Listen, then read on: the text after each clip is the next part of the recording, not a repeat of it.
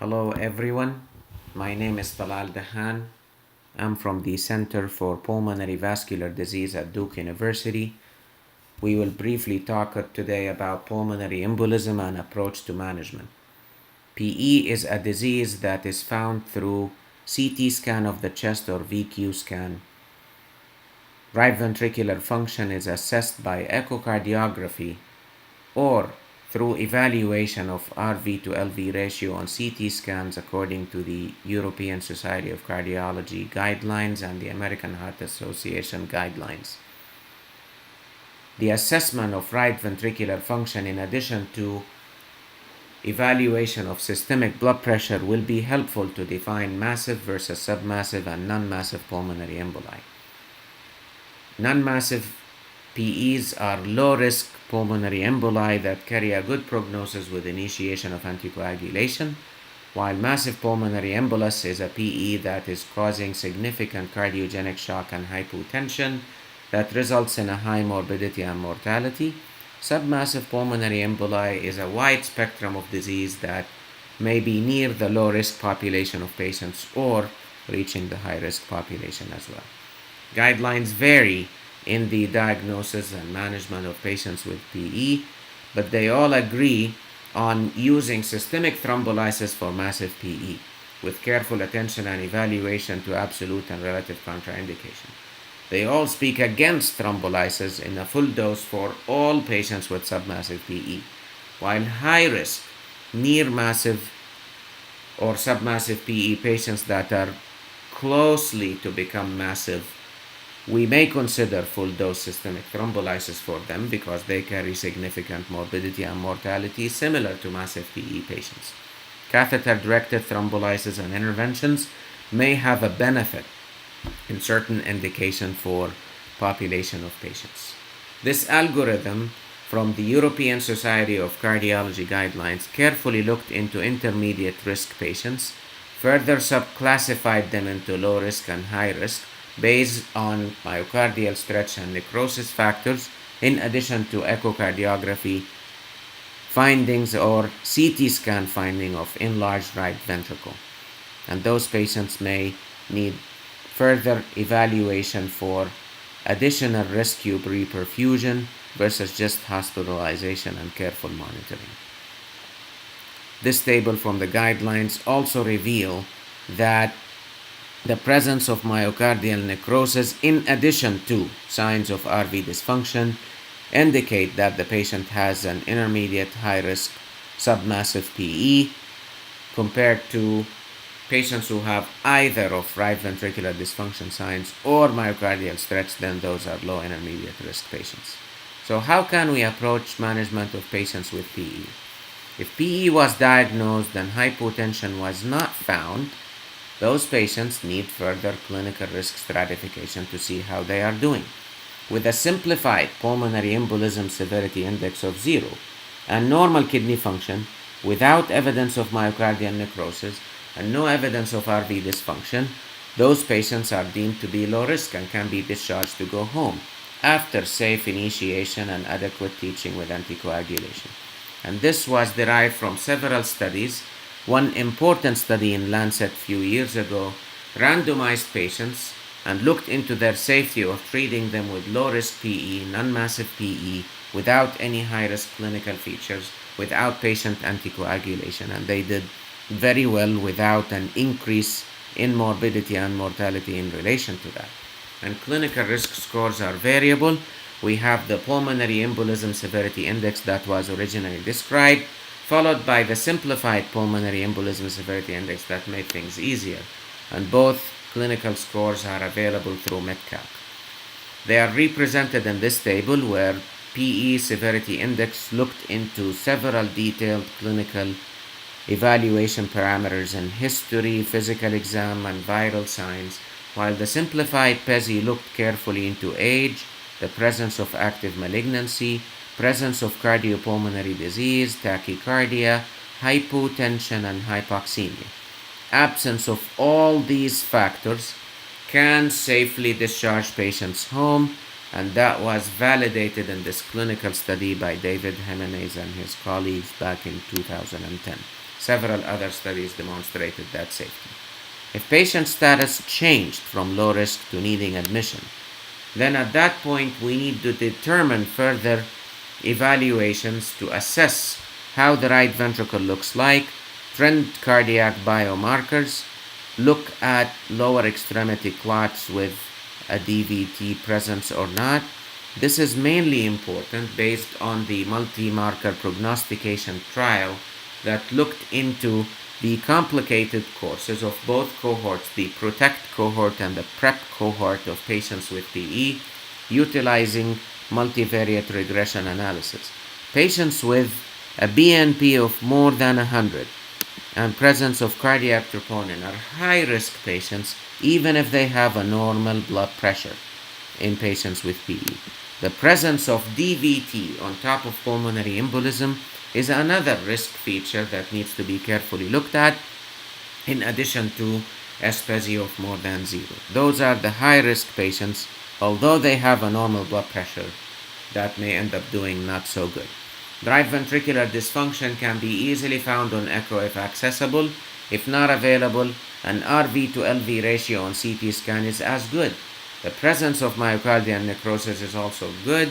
EKG changes are also helpful to address right ventricular function. Echocardiography can be helpful in several ways. If the patient has a diagnosis of PE with a normal right ventricle like here, nicely functioning left ventricle, is definitely different than an RV that is significantly enlarged like here with a push on the left ventricle without having any room for blood pressure and symptoms to resolve quickly. An echo with that look certainly indicate a careful evaluation for another intervention. CT scan in PE can be of a different value. Not only it can assess the right ventricle to left ventricle by size, it can show us if there is a push on the left ventricle through septal bowing. It also helps to evaluate how big of a clot we have.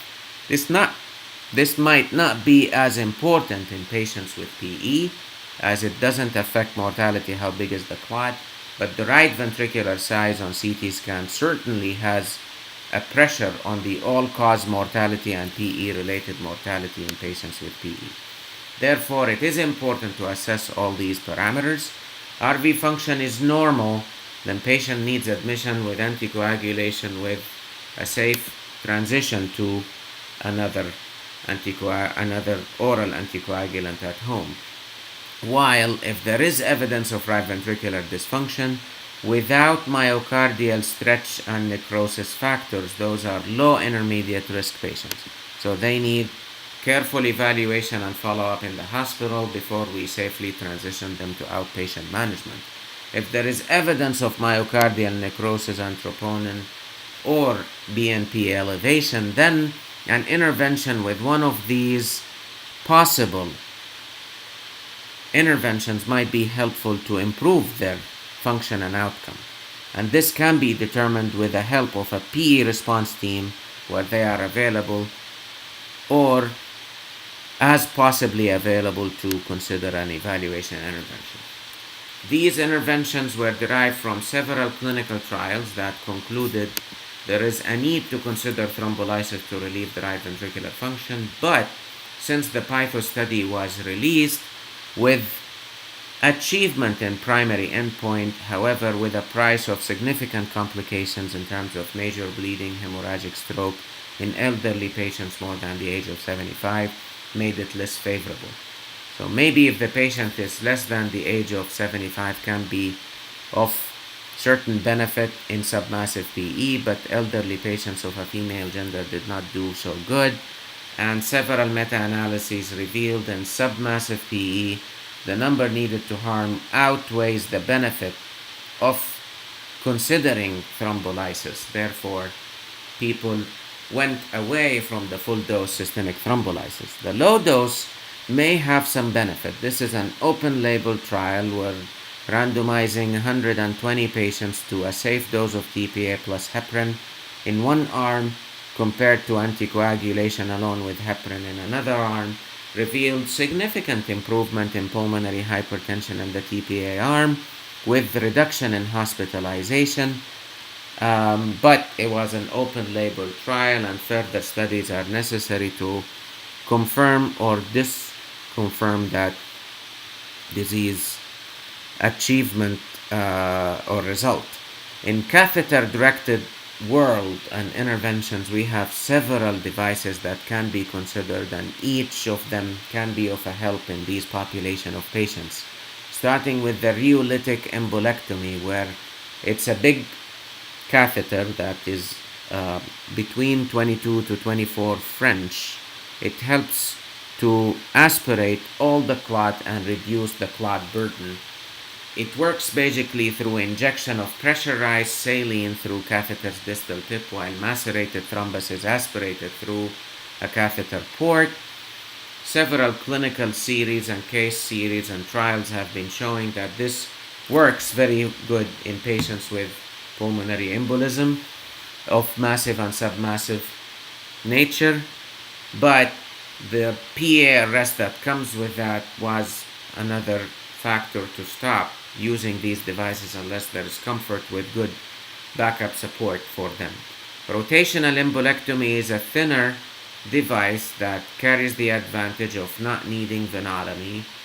However, it needs comfort and leads to fragmentation of the clots and pushing them peripherally, which means that they may not necessarily dissolve but relieves the pressure from the heart. Suction embolectomy techniques carry also wider applicability and use. In one study of 63 patients with massive PE, all of them had reduction in clot burden with the price of 14% risk of significant bleeding that may require transfusion. 6% of patients ended up dying because of the disease burden, not from the intervention complication itself. And therefore, suction embolectomy is something to be kept in mind for an intervention of benefit. Echoes techniques are helpful, where infusion catheters with ultrasonic core beam device can be helpful to dissolve and make the fibrin separation achievable with active delivery of TPA on spot. This is how the guide wires are placed using fluoroscopy guidance, and then how the infusion catheters look like with the ultrasound core beam device catheter inside them that stays in the patient for a maximum of 12 to 15 hours. The Ultima study revealed improvement in right ventricular to left ventricular ratio, and it's a randomized controlled trial. Seattle 2 proved the efficacy even in massive PE patients.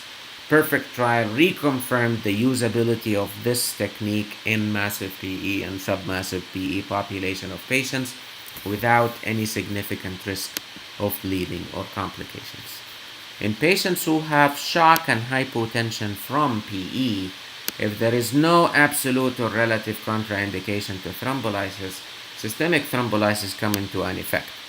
If you have a PE response team, it is always helpful to call them to see if we can avoid a problem of detecting a clot in transit like this, where systemic thrombolysis can really result in trouble.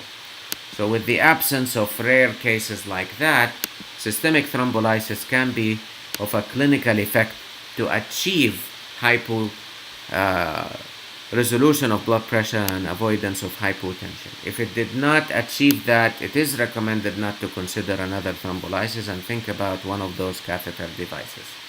In cases of relative or absolute contraindication, maybe we need the PERT team to come together to think about which of these devices in relative contraindications, or one of two interventions, whether mechanical or surgical embolectomy, to be considered with active consideration of the patients and the clinical case scenario for the patient. To summarize, severity of PE is determined by hemodynamic stability, right ventricular function, and clinical prediction score. It is important to assess the lower extremities for clots in submassive and massive PE to avoid further deterioration that can be achieved with a temporary filter that can be kept there even as low as 2 days of hospitalization. Massive PE indicates a need for thrombolysis. Submassive PE indicates maybe we need to consider a catheter device in the setting of right ventricular enlargement with myocardial necrosis. Low risk PE means that we do not need to do anything more than safe initiation of anticoagulation and discharge from the emergency department. Thank you very much.